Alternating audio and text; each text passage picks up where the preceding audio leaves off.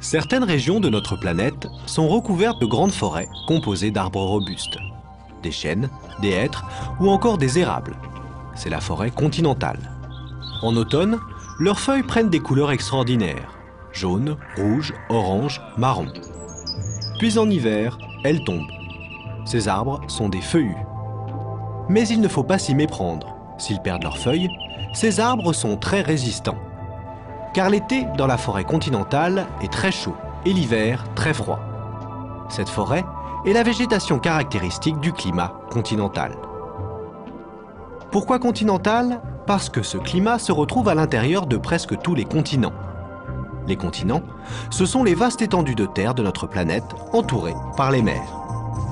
Or, les mers influencent beaucoup les climats. Par exemple, en hiver, les mers sont plus chaudes que les terres. Les vents qui soufflent depuis la mer viennent réchauffer l'atmosphère. En été, c'est le contraire. Les mers sont plus froides que les terres et les vents transportent de l'air frais. Mais les régions de climat continental sont très éloignées du littoral. Du coup, elles ne subissent que très peu cette influence. C'est pourquoi les saisons sont très marquées. En hiver, le thermomètre peut descendre à -30 ou même à -40 degrés Celsius. Et cela dure pendant 3 à 4 mois. En été, il peut dépasser les 20 degrés.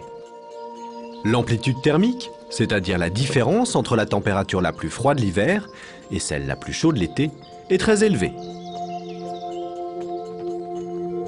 En plus, l'été, la chaleur fait s'évaporer l'humidité que contiennent les lacs, les rivières, les plantes ou la terre.